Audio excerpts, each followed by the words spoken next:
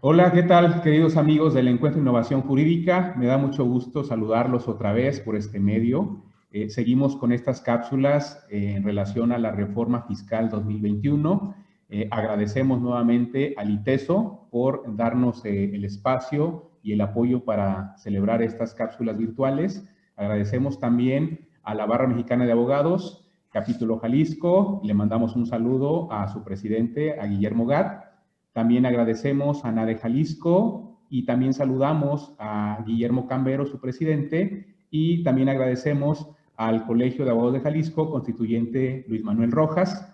Y también hoy sumamos una nueva alianza a partir de este año al Encuentro de Innovación Jurídica, que es el INCASAFI, quien también nos apoya en estos temas logísticos para poder tener nuestros eventos. Muy bien. Bueno, pues también quiero agradecer a todas las personas que nos siguen en nuestro canal de YouTube del Encuentro de Innovación Jurídica y en nuestra página de Facebook, también Encuentro de Innovación Jurídica. Pues ahora seguimos platicando el tema de la reforma a Código Fiscal de la Federación para este ejercicio fiscal 2021. En esta oportunidad vamos a platicar un poco acerca de los certificados del sello digital, del aseguramiento precautorio y de los acuerdos conclusivos. Y para eso me da mucho gusto presentar a los amigos que hoy nos hacen favor de acompañarnos. Por un lado está el doctor Marco Aurelio Núñez Cue, abogado postulante y académico del ITESO. Marco, muchas gracias por aceptar la invitación.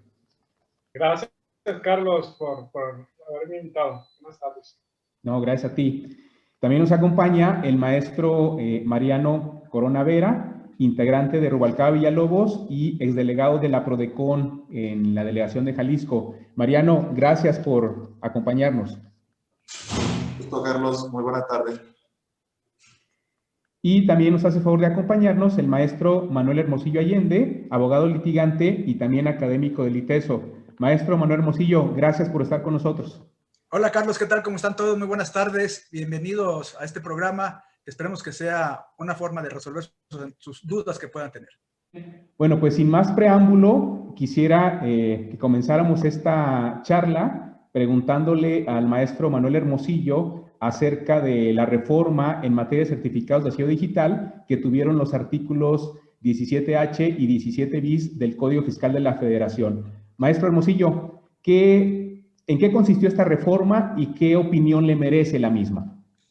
Bueno, si vemos y detectamos cuál ha sido la reforma en este artículo 17 con sus dos fracciones, la inciso H y el 17H, inciso bis, es básicamente para tratar de establecer una concatenación con el artículo 69B del código, que es donde viene a parar ahora toda la cuestión de las operaciones que fueron declaradas, que no fueron declaradas, que se prestó el servicio, que no se prestó el servicio, etc., etc., etc.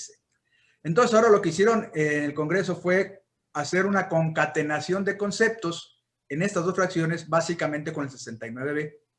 Y así nos damos, por ejemplo, cuenta que en la fracción 11, ¿verdad? Que es la adición que se hace a este artículo, el 17 fracción 11, se adiciona con una fracción 11, nos dice que se detecten en el contribuyente emisor de comprobantes fiscales no desvirtuó la existencia de las operaciones amparadas con tales comprobantes y que por tanto se encuentra definitivamente en dicha situación en términos del artículo 69B, cuarto párrafo.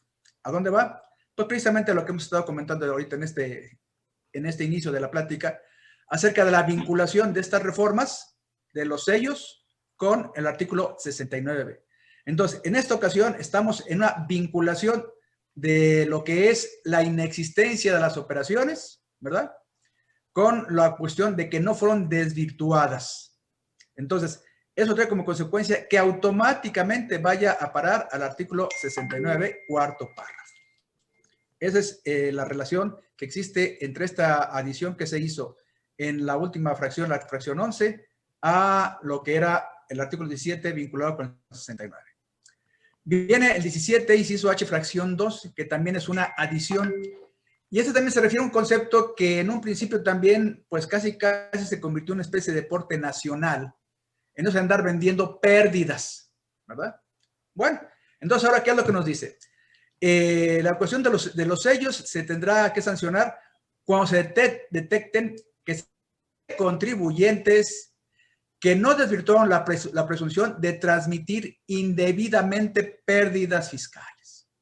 Y por tanto, se encuentra en el estado que prevé el artículo 69 bis en su 9º párrafo.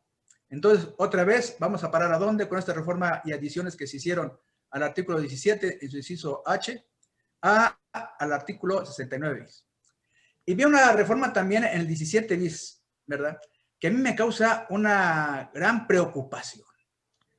Y me causa una gran preocupación, ¿por qué? Porque me están hablando de la restitución de los sellos, ¿verdad? En la solicitud de la aclaración que tiene que hacerse para pedirla. Y el procedimiento para que se dé un nuevo certificado, nos dice esta adición, que la autoridad debe dictar resolución en 3 días. Y uno dice, ah, caray, oye, qué excelencia de funcionamiento.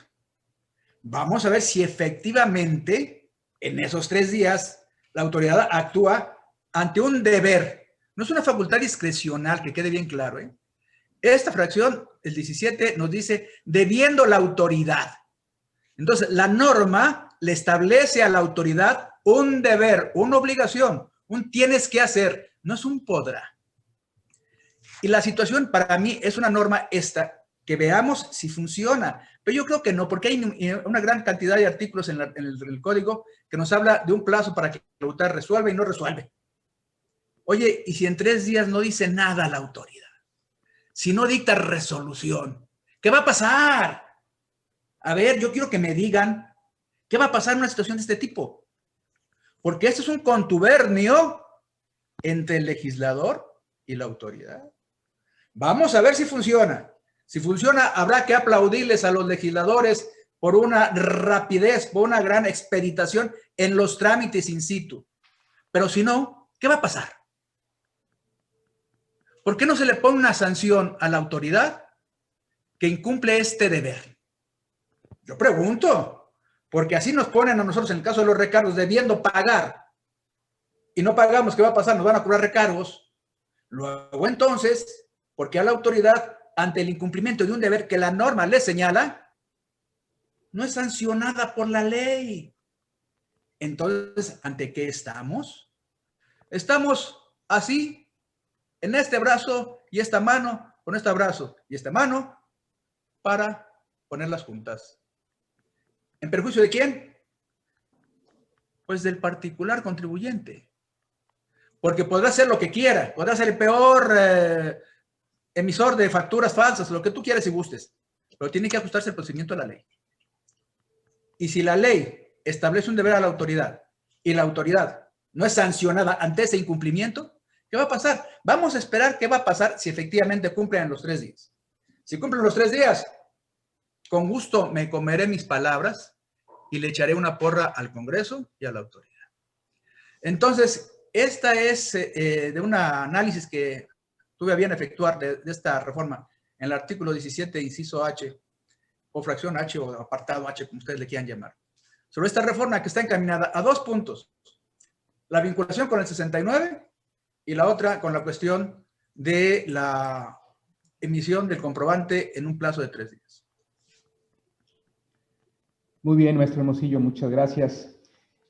Ahora me gustaría preguntarte a ti, Marco, en relación con el aseguramiento precautorio, que vale decir que no es la única ni la más reciente reforma, sino que es una figura que ha sufrido modificaciones en los últimos años, pero particularmente, Marco, para 2021, estas modificaciones al 40 y al 40 del Código Fiscal de la Federación, en tu opinión, ¿cambian el modelo que traíamos de esta figura del aseguramiento precautorio o qué se está procurando, qué se está buscando con estos cambios legislativos?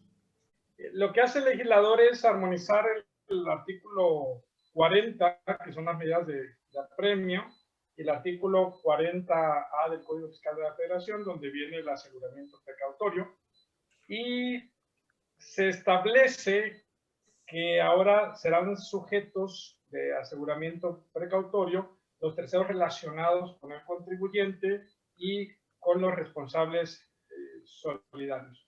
Yo recuerdo en ese artículo que en alguna parte sí se habla de los terceros relacionados, pero no específicamente en cuanto al aseguramiento precautorio. Sí, para mí ya estaba, pero no de forma muy clara.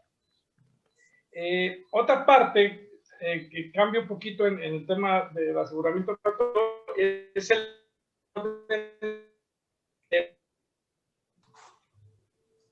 aseguramiento. Primero, muebles. Y me hacía un poquito de ruido porque, por ejemplo, en el procedimiento administrativo de ejecución, si mal no recuerdo, en el artículo 152, lo que viene al último son los bienes inmuebles. Y aquí, curiosamente, en aseguramiento precautorio, en primer lugar, los bienes inmuebles. ¿Qué hace el legislador? Quita bienes inmuebles y pone en el orden de prelación a los depósitos bancarios y componentes de ahorro, entre otras cosas. Entonces, esa parte pues es relevante porque en alguna solicitud de información y documentación que no sea atendida por el tercero relacionado, podría hacer depósitos bancarios.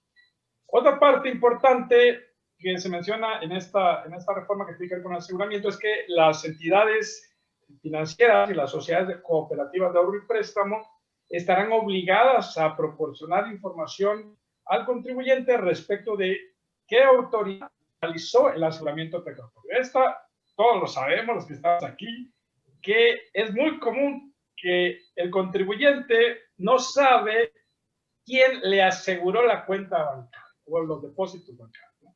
Y va con el cajero y el cajero no le dice, y va con el gerente de sucursal y nadie sabe, ¿no? Entonces, pues hay que acudir, la forma más fácil, yo siempre lo he dicho, no porque esté Mariano aquí, pero la forma más fácil es a través de una queja en Prodecon y en 5 días ya sabe quién aseguró la cuenta bancaria. Bueno, ahora los bancos o las entidades financieras, estas sociedades cooperativas, tendrán obligación de informar al contribuyente el nombre de denominación de la autoridad que le realizó el aseguramiento. ¿Por qué se incluyó a estos terceros relacionados? Porque los terceros relacionados normalmente no proporcionan información en actos de fiscalización y los multan, pero no proporcionan información. Entonces, de cierta forma, obstaculizan el ejercicio de facultades de comprobación. Pero, ¿qué terceros relacionados? No se menciona, por supuesto, pero todos lo sabemos, estos terceros relacionados son empresas que facturan operaciones simuladas y también en algunos casos de pagos multimillonarios de estos esquemas que ya se están viendo con mucha frecuencia, esquemas de pagos asimilados a salarios, ¿no? Creo que ese es el fondo de la reforma en este tema específico de aseguramiento precautorio, Carlos. Muchas gracias, Marco. A ver, Mariano. Tengo una pregunta específica para ti, pero antes de entrar a esa pregunta, a mí me gustaría saber tu opinión, sobre todo por tu experiencia como exdelegado de Prodecon en Jalisco, de los dos puntos que hemos platicado hasta ahora, del tema de los certificados digitales y del tema del aseguramiento precautorio. ¿Qué comentarios tendrías tú respecto de hacia dónde apuntan estas reformas, Mariano? Ok. Bueno, en el orden que se abordaron, primeramente, lo que tiene que ver con cancelación de certificados, he de decir que a mí nunca me ha parecido el tema de la cancelación de certificados de sociedad digital antes de hacer mi comentario posterior, ¿ok? No estoy de acuerdo con cancelación. Sin embargo, sí advierto que es una cuestión un tanto lógica bajo los términos en que se ha venido conduciendo últimamente tanto tribunales, particularmente el Tribunal Federal de Justicia Administrativa y las propias autoridades fiscales en auditorías. ¿Y a qué me refiero? Que sacan de la restricción temporal de los certificados digital dos supuestos, que es contribuyentes que se incluyen en el listado definitivo del 69B y los del 69B bis también. Es decir, aquellos que se consideren EFOS o que transmitieron indebidamente precios fiscales y los mandan directamente al artículo 17H. ¿Por qué me parece lógico? Porque en cierta forma ya les dieron una garantía de audiencia en el procedimiento respectivo, ¿no? a diferencia de lo que pudiera suceder en otras hipótesis de los artículos, por ejemplo, 79, 81, 83 del Código, o en su defecto, cuando la autoridad detecta que supuestamente no estás en tu domicilio, que no presentaste la declaración, etcétera, te dan una garantía de audiencia dentro del procedimiento de restricción temporal.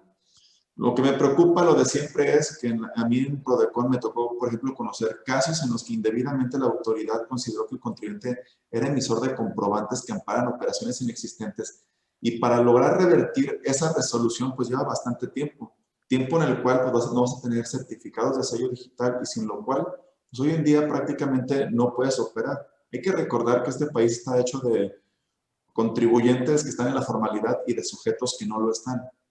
Para el contribuyente, que evidentemente está en la formalidad, le quita los certificados, ¿y ahora qué hago? Porque si no tengo certificados, pues no voy a poder vender. ¿Quién me va a comprar si no son deducibles mis operaciones ni acreditable el IVA que le trasladen?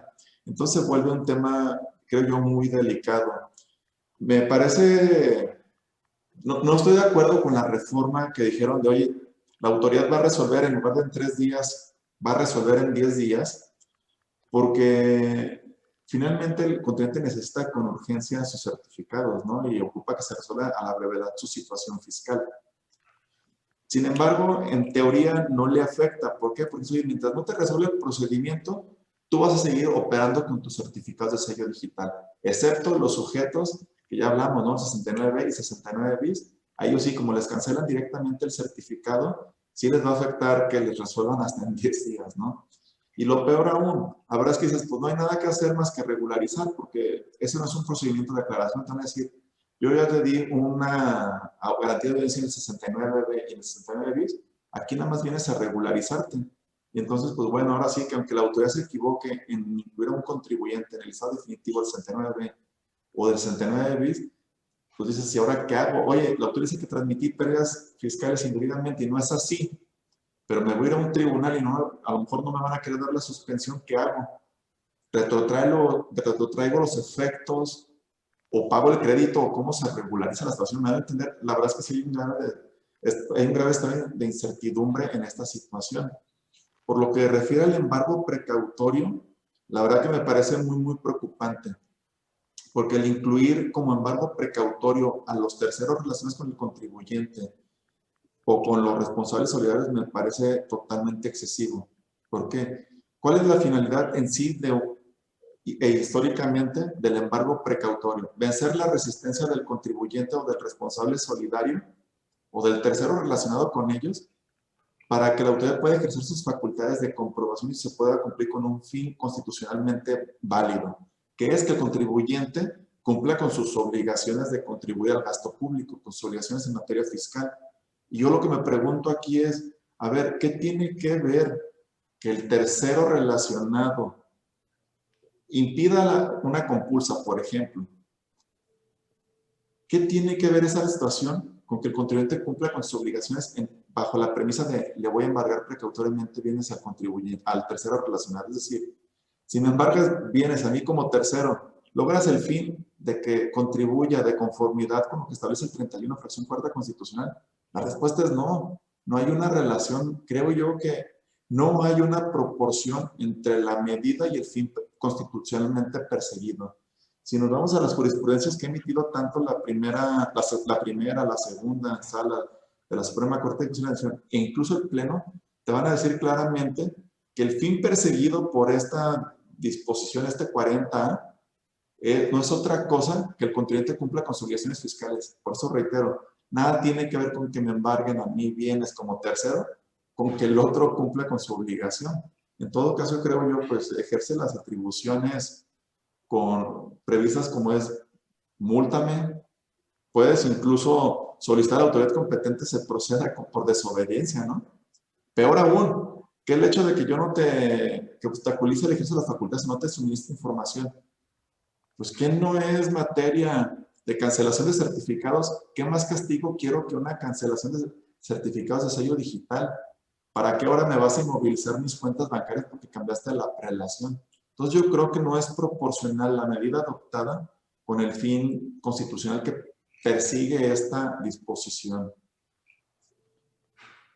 Bien, Mariano, ¿tú consideras que todas estas reformas que estamos platicando ahora en relación con otras que vienen en el mismo código para 2021, incluso las que han venido en paquetes anteriores, tienen como finalidad combatir la evasión y la elusión fiscal en un momento dado?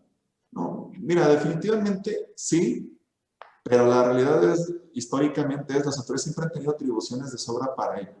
El tema es, ¿tienes la voluntad de ejercerlas? Y número dos, yo creo más bien, ¿qué pasa con el tema de corrupción, no? Porque la verdad es que con el paso de los años se les han dado atribuciones a autoridades cada vez de mayor envergadura y el contribuyente que siempre ha estado en una situación inequitativa o dispar en relación con la autoridad, con el poder que ella tiene, pues bueno, cada vez se ve más reducido el contribuyente y tienes una autoridad más fuerte.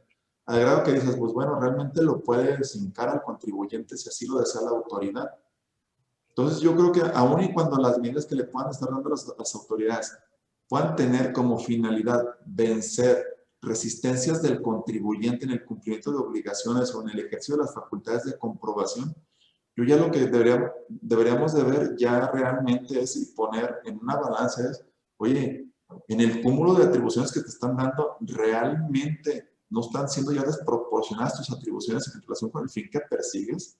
Oye, ¿por qué no empiezas con las medidas que sean menos onerosas hacia el contribuyente?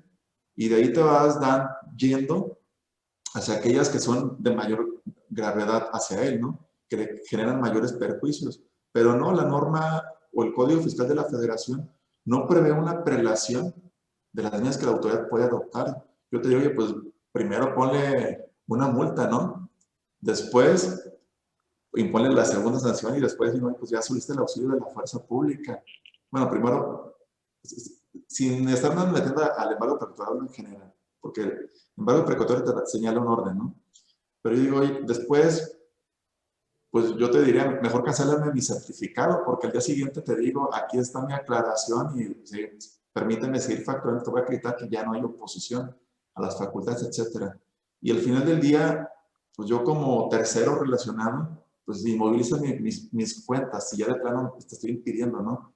Pero bajo toda esta premisa, creo que el sistema no está configurado para que los contribuyentes, número uno, puedan contribuir de conformidad con su capacidad contributiva. Número dos, las autoridades están, sin una prelación de orden, están llevando a cabo las medidas que creen que pueden doblar más rápido al contribuyente. No se fijan cuál es la que menos perjuicio o menos onerosa le resulta. Eso a mí me parece preocupante. Y más cuando él dice, oye, que aparte te voy a poder embargar tus cuentas bancarias, terceras relaciones. Pues yo que tengo que ver con las contribuciones que él deba.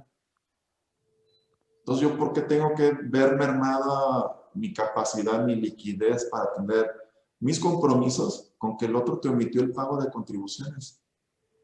Entonces, yo creo que aquí hay un total desequilibrio en la relación fisco-contribuyente y yo creo que ahora sí que el fin pues no está siendo debidamente percibido con este tipo de disposiciones legales. Muy bien. Antes de entrar al tema que también me resulta muy interesante, el tema de la reforma en materia de cobros conclusivos, Mariano, yo quisiera preguntarle primero al maestro Hermosillo y después a Marco, así muy brevemente, que me pudieran dar una respuesta en menos de un minuto en alusión a Prodecon. Es decir, de toda esta complejidad que traen estas reformas en el tema de los certificados y en el tema de los embargos precautorios, de los aseguramientos, precautorios, cuando esto se empieza a ejecutar en la realidad, ¿qué es lo que ustedes esperarían o qué papel debería jugar Prodecon? ¿Cómo creen que debería ser o cómo creen que lo va a hacer en realidad Prodecon? Y al final, me gustaría también saber la opinión de Mariano. Marco. Perdón, maestro Hermosillo. La función de Prodecon es totalmente loable y consideramos que cuando tú vas a presentar una situación de este tipo, siempre encuentras una respuesta para que tú no te quedes en la situación de que te está llevando la autoridad de ponerte ya de plano en el paredón y peor, mirando atrás, ¿no? Entonces, en ese sentido, yo creo que Prodecon va a actuar bien, como lo ha hecho siempre, y considero que es un gran pilar, definitivamente. Lo único que se me hace que falta es de que le den ahora sí la definición de que sea un medio alternativo de impartición de justicia fiscal. que lo hagan como una instancia realmente, ¿no? Porque si la autoridad no quiere acudir al acuerdo conclusivo, pues simplemente no va y tan se acaba. Muy bien, muchas gracias. Marco, tú también en algún momento fuiste funcionario de Prodecon. ¿Tú cómo ves? ¿Qué es lo que cómo debería reaccionar Prodecon en estos temas en protección a los derechos del contribuyente y contrastado con lo que en realidad va a hacer? Pues yo creo que va a seguir actuando de la misma forma, sobre todo en el tema de cancelación de certificado de sello digital. Creo yo que el medio de defensa, en este caso no jurisdiccional, es definitivamente la queja. Ya procede el juicio contencioso administrativo contra la cancelación, porque ya no es un acto intraprocedimental como antes lo era. Ahora la cancelación es definitiva y ahí se manifiesta la voluntad última de la administración pública y esa es una resolución definitiva. Para mí ya procede el juicio contencioso, pero no procede la suspensión. Hay jurisprudencia en materia de amparo donde no procede la suspensión, por supuesto aplicable para analogía al juicio contencioso administrativo. Entonces, Prodecon va a actuar con la queja. Definitivamente el mecanismo para cancelación de certificado de sello digital es la queja y también la queja para el tema de aseguramiento precautorio, ¿no? Yo en un aseguramiento precautorio no iría a un amparo y tampoco iría a un juicio contencioso administrativo. Presento una queja, ¿no? Y yo creo que lo ha hecho bien Prodecon y lo seguirá haciendo bien en estos temas en específico. Gracias, Marco. Mariano, entonces, en estos temas, ¿qué debería hacer Prodecon y qué predices tú que va a hacer en realidad? Ok. Mira, en relación a cancelación de certificados de sello digital, yo no creo que haya un tema de constitucionalidad. Por consiguiente, yo creo que Prodecon únicamente debe de limitarse dentro del procedimiento de quejas, analizar si la actuación de la autoridad se apegó o no a lo dispuesto por la ley. Es decir, si el supuesto de restricción temporal o de cancelación realmente se realizó conforme a derecho. Esto es porque se actualizaron las infracciones o las hipótesis previstas en el 17H y en el 17H bis. Creo que la queja sigue siendo efectiva y yo no tengo un motivo válido para dudar que Prodecon no fuera a hacer lo que le corresponde. Por el contrario, yo creo que tendrá que realizar las mesas de trabajo como siempre se han realizado, llamadas telefónicas, un correo y en su defecto la emisión de la recomendación en caso de que la autoridad no quiera restablecer la situación jurídica del contribuyente. Adicionalmente, si hay una ilegalidad, pues estoy seguro que Prodecon no se va a quedar nada más con el procedimiento de quejas. Debe de abrir un expediente de representación y presentar los medios de defensa legales que correspondan, ya sea recurso de revocación o juicio de nulidad, o primero uno y después el otro, pero sin limitar la defensa del contribuyente ni la protección de sus derechos fundamentales. En lo que refiere al embargo precautorio, pues definitivamente en lo que es legalidad, pues la queja está pintada.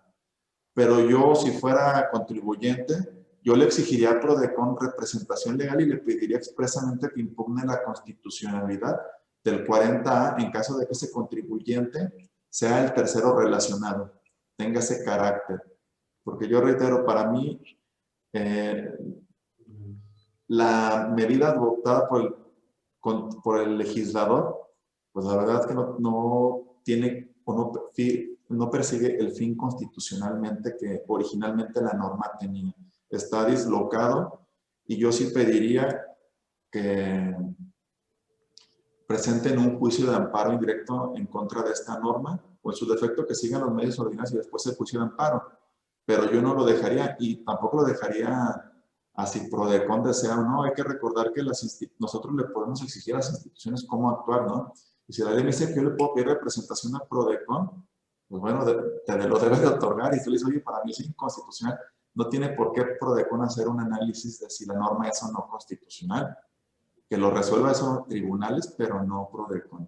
Entonces, yo creo que esa sería la forma en que debe, y no dudo que Prodecon realice esa actuación.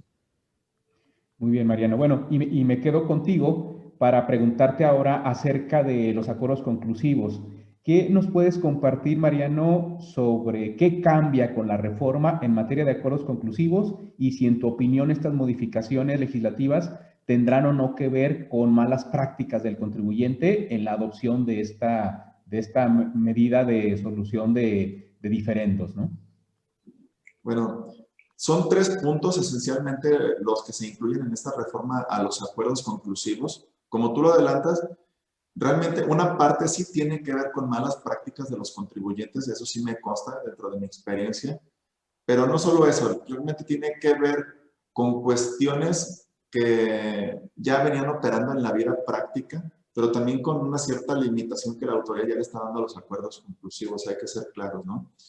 Por ejemplo, en lo que refiere al primer aspecto que se modifica, pues viene a ser el plazo para poder presentar un acuerdo conclusivo. Hasta el 2020, te decían, desde que te inicien la revisión, ya sea de vista domiciliaria, gabinete, o en su defecto, la revisión electrónica, tú puedes solicitar el acuerdo conclusivo y hasta antes de que te notifiquen el crédito fiscal. Actualmente ya limitan el plazo y dicen, no, ahora va a ser desde que te inicien la facultad de comprobación y hasta dentro de los 20 días siguientes a que se levante el acta final, se notifique el oficio de observaciones o la resolución provisional. En la mayoría de los casos, esto a lo mejor tú dirías, pues bueno, sí, dentro de los 20 días van a poder presentar un acuerdo conclusivo. En mi experiencia, la verdad es que las cosas no son así. Muchas veces las empresas no están debidamente asesoradas y ni siquiera conocen que pueden presentar un acuerdo conclusivo. Para cuando saben que hay un acuerdo conclusivo, ya está muy cerca la liquidación.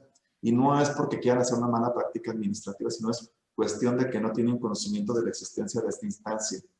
Pero peor aún, en los casos en los que son complejos, por experiencia te lo puedo decir, la verdad es que 20 días se vuelve o se antoja muy complicado para que tú puedas hacer una buena exposición a la autoridad fiscal del por qué los hechos de emisiones deben de retirarse. Me ha tocado conocer empresas en las que son operaciones, además que dices, oye, vienen del 2015, hablamos de decenas de miles de operaciones las que están en juego. Dices, oye, yo tengo primero, número uno, que rescatar esa documentación, porque ya estamos hablando de información muy hacia atrás. Tengo que restablecer la contabilidad o saber cómo fue que integré las operaciones, desdoblarla documentalmente y presentártela de una manera razonable y lógica que tú puedas entender la autoridad para que me puedas quitar las 8 emisiones. Entonces, 20 días a lo mejor no me va a ser suficiente. Tendremos que acudir a cuestiones como que, pues, bueno, te presento un acuerdo conclusivo de manera irregular, no para tratar de retrasar indebidamente esto, sino pues yo para poder acceder a un medio que constitucionalmente tengo derecho a él. La justicia alternativa, pues es un derecho, ¿no? Hoy en día elevado a rango constitucional. Entonces yo creo que este plazo de 20 es muy desafortunado. La verdad es que, oye, sí me ha tocado conocer malas prácticas. Te doy un ejemplo. Alguna vez una autoridad llegó al domicilio fiscal 2 días antes de que se le venciera el plazo de 6 meses para emitir la resolución determinante del crédito fiscal. Es decir, le dejó el citatorio en el penúltimo día y cuando antes de que acudiera el día siguiente para ya notificar el crédito fiscal, le llegó la notificación de PRODECON de hay un acuerdo conclusivo, suspende la notificación. La autoridad suspende la notificación, se lleva a cabo el procedimiento de acuerdo conclusivo, no se firma el acuerdo conclusivo y la autoridad fiscal dice, oye, pues bueno, felicidades, ya te levantaron la suspensión de plazos, pero dice, oye, estoy en la disyuntiva, nada, me queda un día para notificar. Y como el citatorio ya no sirve, ¿qué hago? Dejo un nuevo citatorio y al día siguiente regreso, fuera de los 6 meses, a practicar la notificación, o en su defecto notifico sin citatorio. Y no obstante que se le pidió al contribuyente de, oye, por favor, puedes estar tu representante legal, sí, yo voy a esperarte al día siguiente, en mi domicilio no fue así. Entonces, la verdad es que sí hay malas prácticas, pero la autoridad no tendría por qué estar esperando a los 6 meses, ¿no? Oye, pues ve un mes, con un mes de anticipación, 2 meses. Entonces yo creo que, aunque la medida es entendible, yo creo que ni siquiera era necesaria. Bastaba con que la autoridad no se acerque precisamente al penúltimo día para que situaciones así no ocurran. Otra parte fue que se establecieron causales de improcedencia. 3 de ellas, la verdad es que son sin sentido porque eran cuestiones muy lógicas, mas sin embargo habían abogados que estaban yendo al acuerdo conclusivo cuando era evidente que no procedía. ¿Y a qué me refiero? En aquellas visitas domiciliarias para verificar una solicitud de devolución o un pago indebido, su procedencia, y las compulsas con terceros. Decías, oye, sí es una visita domiciliaria, sí es del 42, fracción segunda, fracción tercera, pero el acuerdo compulsivo es muy evidente. Te digo, si puedes presentarlo desde que te inician la facultad hasta antes de la notificación del crédito fiscal, pues por exclusión no están incluidas esas visitas, porque las visitas domiciliarias para solicitudes de devolución y compulsas con terceros no va a haber crédito fiscal, es obvio. Pero bueno, había quienes lo intentaron y dijeron, ya lo voy a poner aquí, lo voy a aclarar para que no me den con interpretaciones. Una que sí me preocupa bastante es la que dice que ya no va a haber el acuerdo conclusivo cuando provenga de actos derivados de cumplimentación de resoluciones o sentencias. ¿Por qué? Porque la verdad es que antes decías, pues bueno, yo voy a ir a un acuerdo conclusivo, no logré convencer a la autoridad, después me fui a los medios de defensa, creyendo que de verdad me asiste la razón y decías, pero bueno, si no me dieran la razón, que primero quiero votar mi derecho de audiencia, pues bueno, hay un vicio de procedimiento que me va a llevar a que la autoridad fiscal regularice el procedimiento y en ese caso, pues yo ya llego y me regularizo y solicito la condonación de multas. ¿Qué te está diciendo la autoridad fiscal, que fue la que impulsó esta reforma? Que simple y sencillamente ya no va a proceder el acuerdo conclusivo. Es decir, si tú te vas a los tribunales, ya no va a haber condonación de multas al 100%. Entonces, pues habrás hoy que medir entre la probabilidad de ganar el litigio o mejor acudir al acuerdo conclusivo y regularizar la situación con condonación de multas. Pero reitero, pues no me parece justo porque yo tengo un derecho cuando menos a intentar obtener la razón porque creo que la tengo, ¿no? Ya que no la tenga al final le dice otra cosa. Y otro supuesto que me parece que no debería de ser en su totalidad es que dice que tratándose de contribuyentes que están en los supuestos de las fracciones de los párrafos segundo y cuarto del 69, tampoco procede el acuerdo conclusivo. ¿Cuáles son esos supuestos? Que te incluyen en el listado provisional y adicionalmente o ya estás en el listado definitivo. En el definitivo, la verdad, en la práctica no tengo problema, porque en la práctica las autoridades, tú podías presentar el acuerdo conclusivo y se decían, tú eres un EFO, ya te dijimos definitivamente que eres un EFO, en este procedimiento yo no te voy a dar garantía de audiencia adicional. Eso resuelve los tribunales en contra de la resolución del 69. En la práctica nunca te agarraba nada, entonces dices, pues ¿de qué sirve que pueda haber un acuerdo conclusivo si en la práctica la autoridad no está abierta, ¿no? Pero donde yo sí digo, oye, no es correcto, es en el que nada más me estás notificando la presunción inicial de que supuestamente emití comprobantes que amparan operaciones inexistentes. ¿Y por qué está mal esto? Porque la Corte ya ha dicho, y también el Tribunal Federal de Justicia Administrativa, las autoridades pueden, para negar la existencia de las operaciones, no tienen que agotar necesariamente el 69B, sino que también lo pueden hacer a través del 42. Pues bueno, bajo esa misma línea de pensamiento, si yo puedo, si tú me estás notificando apenas la presunción inicial, significa que en ese procedimiento yo te puedo acreditar que tengo la infraestructura, la capacidad, el personal, etcétera, para poder realizar todas las operaciones respectivas. Pero si a la par tú me estás desahogando una visita domiciliaria y me estás consignando hechos o omisiones, pues claro que en esa visita domiciliaria también te puedo argumentar que las operaciones existieron y que tengo la infraestructura, la capacidad directa, indirecta, trabajadores, etcétera. Entonces yo no entiendo por qué limitar el acuerdo conclusivo cuando nada más estamos ante una presunción preliminar. Ahí me llama mucho la atención. Y finalmente, que también eso está muy curioso, que no sé si esto pudiera tener este alcance, pero será materia de interpretación. Reforma el 69H para decirte que el acuerdo conclusivo no va a proceder, perdón, que en contra de los acuerdos conclusivos no van a proceder los procedimientos de resolución de controversias previstos en los tratados para evitar la doble tributación. Yo lo que me pregunto es, oye, ¿de verdad una norma de carácter secundario puede limitar un derecho que está establecido en un tratado internacional para evitar la doble tributación y que por consiguiente incluso se ha llegado han llegado a equipararlo a la Constitución en rango, aunque ya la Corte últimamente ya los ha puesto por debajo de la Constitución, pero definitivamente tienen un rango mayor a una ley, como es el Código Fiscal de la Federación. Entonces creo yo que hacia donde lo quieren orientar esto es en el sentido de, pues bueno, yo en lugar de modificar el tratado para evitar la doble tributación, voy a incluir aquí como una especie de renuncia tácita a los procedimientos para resolver las controversias previstas en los tratados. ¿Por qué? Porque si yo en mi norma secundaria te pongo que el acuerdo conclusivo es definitorio, incluso sobre esos procedimientos, pues significa que tú estás renunciando a esos procedimientos, ¿no? Y entiendo muy bien lo que quiere decir el legislador. Oye, si vienes aquí y decimos que es definitivo, pues es definitivo. Después no me vengas o vayas con otro estado y solicites la aplicación del tratado para evitar la doble tributación. Pero reitero, incluso aunque existe el 69, yo pondría en tela de duda su constitucionalidad. Esas son las reformas más relevantes que hay en los acuerdos conclusivos. Ya lo demás son precisiones mínimas.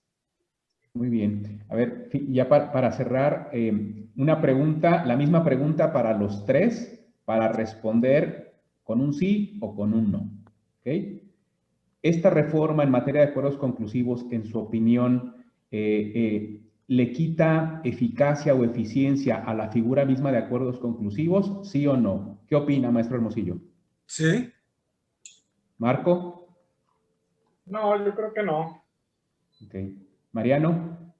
No, yo creo que tampoco que no. La realidad es de, todo depende de tú cómo hagas un acuerdo conclusivo, la labor de la PRODECON está muy clara, pero la verdad es que lo que no haga el contribuyente, pues no lo va a hacer PRODECON.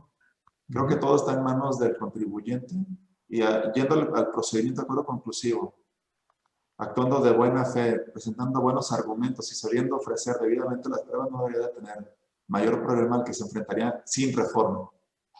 Muy bien. Muy bien. Bueno, finalmente para cerrar, sus comentarios o conclusiones finales en menos de un minuto, maestro Hermosillo.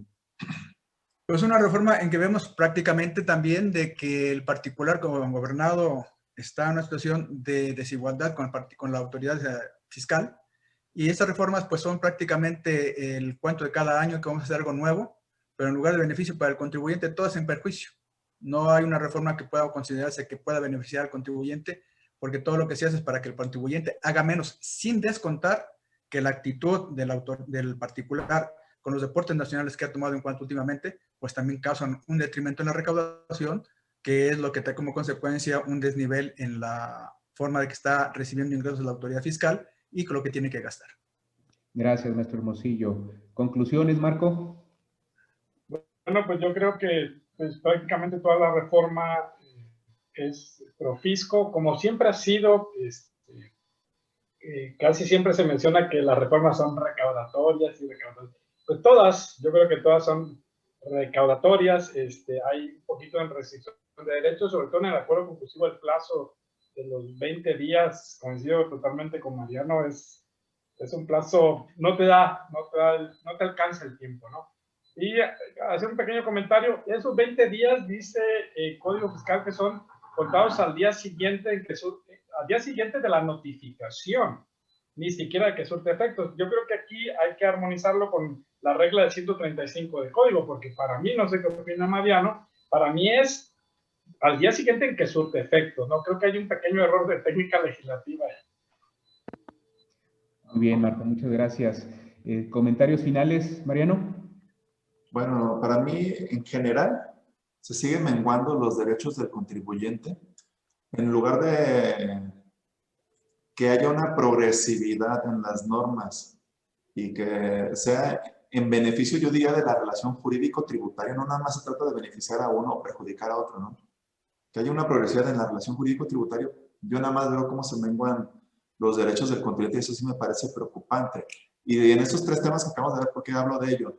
Número uno, por lo que comentábamos, ¿no? Oye, finalmente si ya me vas a cancelar directamente el certificado por el tema de transmitir supuestamente indebidamente precios fiscales, pues ¿qué hago, no? O sea, de verdad no puedo votar el medio de defensa para defenderme.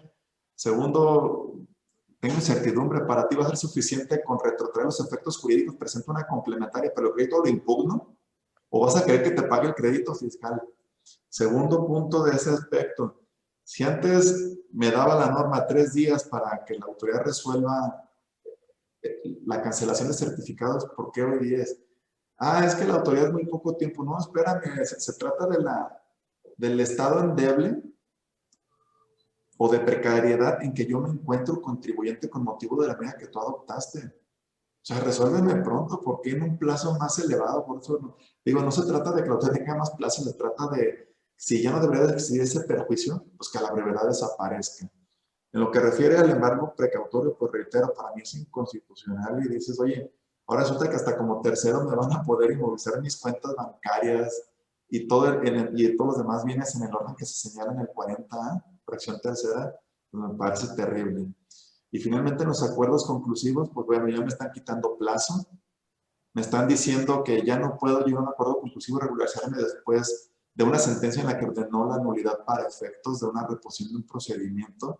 Y por si fuera poco, dicen, aunque resultaría lógico, pues tampoco proceden ya los procedimientos de resolución de controversias previstos en los tratados internacionales. Entonces, en general, yo lo veo como una disminución de los derechos que el contribuyente ya tenía en la bolsa en general.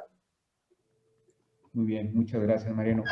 Bueno, pues quiero agradecerle, maestro Hermosillo, Marco, Mariano, a los tres. Les agradezco a nombre del Encuentro de Innovación Jurídica por habernos dedicado este tiempo, por estos análisis y estas reflexiones. Muchas gracias. Espero que pronto tengamos otros foros donde también con la misma disposición nos quieran apoyar y nos quieran ayudar, ¿no? Gracias también a las personas que nos siguen por redes sociales. Recuerden difundir los materiales, compartirlos y visitarnos en la página de Facebook o en el canal de YouTube. En ambos casos, Encuentro Innovación Jurídica. Muchas gracias a los tres y muchas gracias a todos. Nos vemos pronto.